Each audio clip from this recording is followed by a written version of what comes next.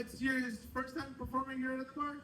First time you're performing on the bar. Everybody give all the love to right now for Margaret and Flight Attendant! Yeah! Woo-hoo! Sorry, I missed that. Was that the Honto virus that we were worried about? I'm used to getting movies on the plane.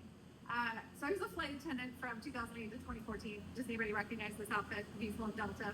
Did you fly Delta? Has anyone been on a plane?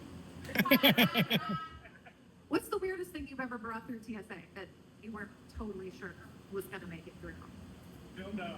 A dildo. That's a pretty good one. I've seen a few of those. I think one of the best things that I got through was when I went to one of those fancy lady shopping places and I got some really nice bath salts as gifts. Turns out if you pack 4 of those beside a candle, it looks like you're smuggling cocaine. And I was like, okay, so I won't make that mistake again. Next time it'll be cocaine. You'll just believe it. I also lived in Guyana, and most people don't know where this is. It's not a country in Africa. It's the one in South America. It's the only English-speaking country in the country or continent of South America. And I took a transmission. Like, you'd be surprised what flight attendants and pilots can bring on the plane. They don't check us. Like, once the federal government has cleared us, they're like, what the fuck ever, go nuts. So I brought a transmission once. And I also had a friend who, well, weed was illegal there. It's still illegal there. And they were like, man, we would really love to get some good New York weed. So I somehow managed to get half an ounce, and I smashed it down real tight, packed it in plastic wrap, and stuffed it in a strawberry condom and put it in my prison wallet. Because and they were like, wow, this strain is really smooth. It tastes like strawberry. Is it strawberry cough? I'm like, definitely strawberry pussy. I don't know if you know that one, but that is where we got it. It's been a weird experience moving from being a flight attendant to being in tech, and now I'm back to talking about being a flight attendant because tech is depressing.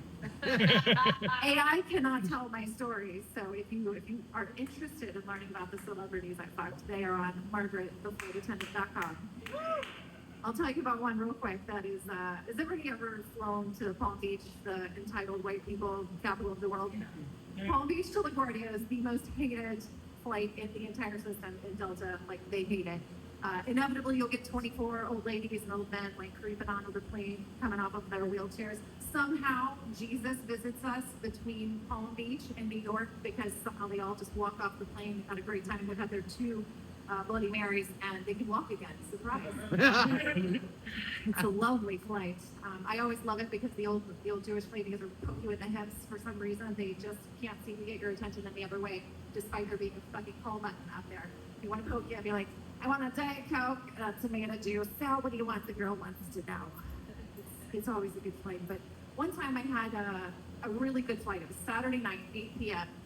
Not as many wheelchairs as usual, and some really fun people in my first class. I'm wearing a red dress, so I'm bringing the vibes. I really set the tone for the flight, and I had some fun people that I was flirting with in first class. Like, if you are a human and you are above the age of, like, I don't know, 9, I'll flirt with you because it's fun. It's fun, it's charming, I enjoy it, and most of the time people flirt back, we have a great time.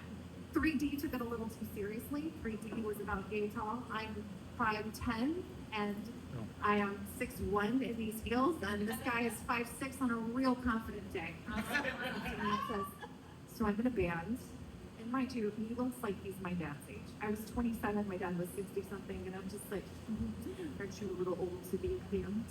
And he's like, so we're playing in New York later this month. I'd like to invite you to come. And I'm like, all right, sweetie, you can write down your information. I'll see if I can make it. He gives me his number, his name, his details, and I put it in my other wallet, my universal pocket. And I walk to the back of the plane, and I tell these other ladies, I'm like, oh my God, this little guy just totally hit on me in first class. It's absolutely adorable. They're like, well, who puts first class? Maybe he's got money. I'm like, I don't know, some old guy in the booth. So I take out the note, and I can't read it because he writes like a 4-year-old on Adderall, and he's like, I don't know. It says, Bon Jovi? Who is this? No. Thank you. It was, in fact, the drummer of Bon Jovi who climbed this tree and did invite me to the show. It was nice. I didn't know any of the songs because they were a little older than me. But it was a really good time, and I love being a flight attendant. I hope you enjoyed this story, and thank you so much for listening.